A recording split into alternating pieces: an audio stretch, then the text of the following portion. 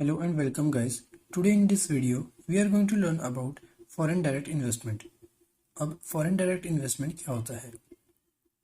जब कोई foreign country का इन्वेस्टर किसी अदर कंट्री में या किसी अदर कंट्री के बिजनेस में इन्वेस्टमेंट करता है तो उसे हम कहते हैं फॉरेन डायरेक्ट इन्वेस्टमेंट। अब कोई भी इन्वेस्टर एफडीआई क्यों करने जाता है, फॉरेन डायरेक्ट इन्वेस्टमेंट क्यों करने जाता है?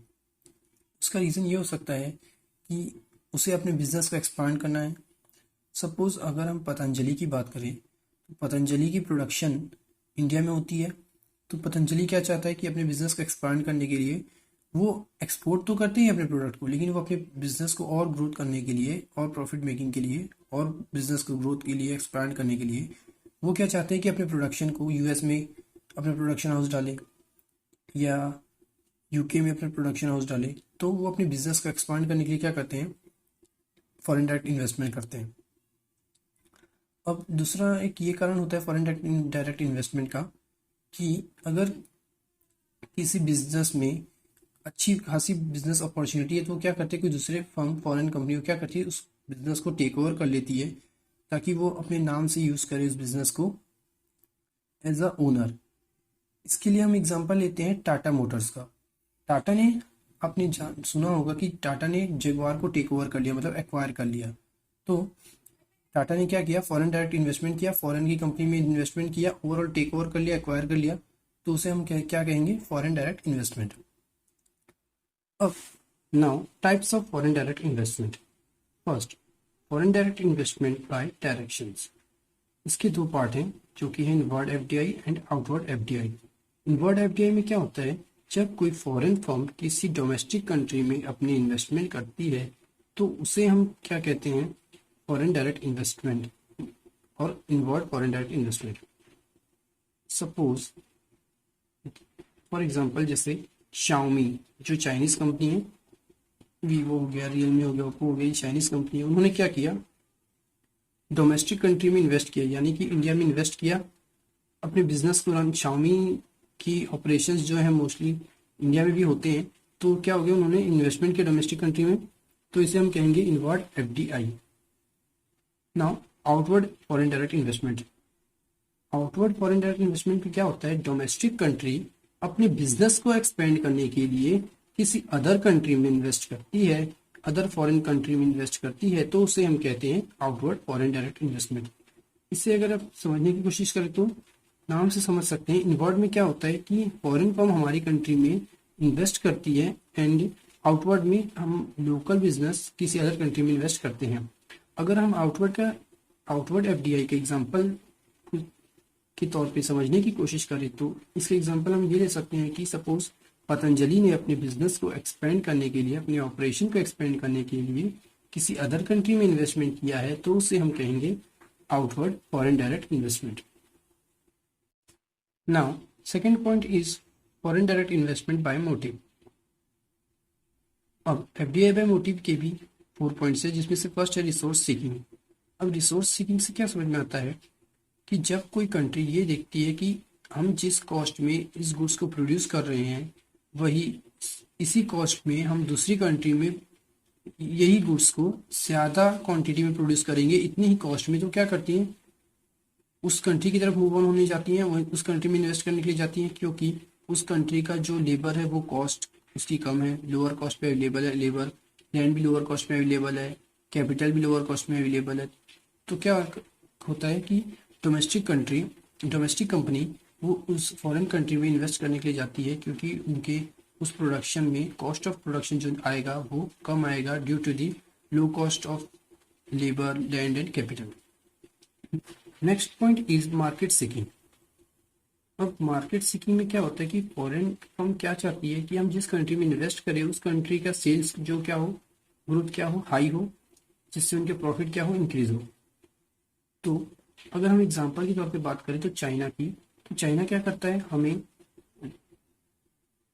रक्षाबंधन के समय राखी प्रोवाइड करता है, फिर दिवाली के समय वो हमें पटाखे प्रोवाइड करता है, एंड देन होली के समय वो हमें डिफरेंट रंग्स प्रोवाइड करता है, एंड जितने भी टॉयज आते हैं वो सब प्रोवाइड करता है।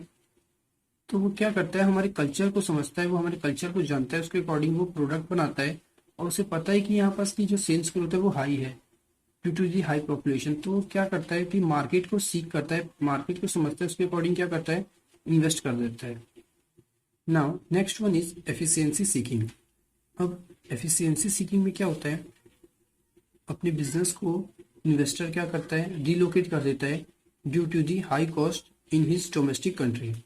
अगर डोमेस्टिक कंट्री में उसको लगता है कि इस प्रोसेस का जो कॉस्ट आ रहा है वो हाई आ रहा है as comparing to the other country, तो वो क्या करता है, उस अदर कंट्री में इन्वेस्ट करने चले जाता है उस बिजनेस फंक्शंस को लेकर जिसमें उससे लग रहा है कि इसकी कॉस्ट ज़्यादा है मेरी कंट्री में अदर देन दी इन्वेस्टिंग कंट्री। तो वो क्या करता है, अगर इंडिया में कुछ गुड्स को प्रोड्यूस कर रहा है तो उसको लग रहा है कि इसमें इस जगह पे कॉस्ट ज़्यादा आ रही है, तो वो इंडिया की कंपनी क्या करेगी, यूएस में इन्वेस्ट कर देगी। तो इन्वेस्ट करने के बाद वहाँ पर ऑपरेशन अपनी स्टार्ट करेगी।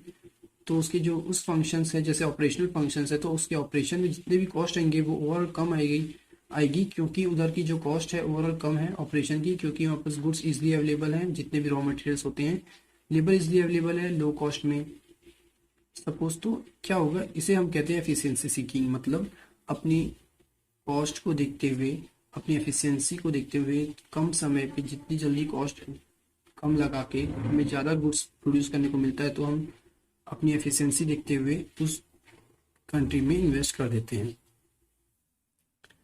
नाउ स्ट्रेटेजिक एसेट सीकिंग, जैसे हम रिसोर्स सीकिंग में लैंड, लेबर, कैपिटल को देखते हैं, मार्केट सीकिंग में ओवरऑल मार्केट को क्या देखते हैं, उसमें सेल्स की कितने ग्रोथ की चांसेस है वो देखते हैं। एफिशिएंसी सीकिंग में हम उस बिजनेस ऑपरेशंस को देखने के लिए जाते हैं, उस बिजनेस फंक्शंस को देखने के लिए जाते हैं जो कि हमारी कंट्री में हाई कॉस्ट में वर्क हो रहा है। अगर हम दूसरी कंट्री में जाते हैं तो वही हमें लो कॉस्ट में हमारा बिजनेस फंक्शन रन हो रहा है। और स्ट्रेटेजिक एसेट सीकिंग में हम देखते हैं कि हमारा कौन सा एसेट्स अगर अदर कंट्री में है जो हमारी डोमेस्टिक कंट्री के मुकाबले हमें कम कॉस्ट में प्रोड्यूस करके देगा, तो हम उस एसेट की तरफ मूव ऑन होते हैं जिससे हमारा कॉस्ट ऑफ प्रोडक्शन क्या है, कम आए, तो हम उस कंट्री में इन्वेस्ट कर देते हैं।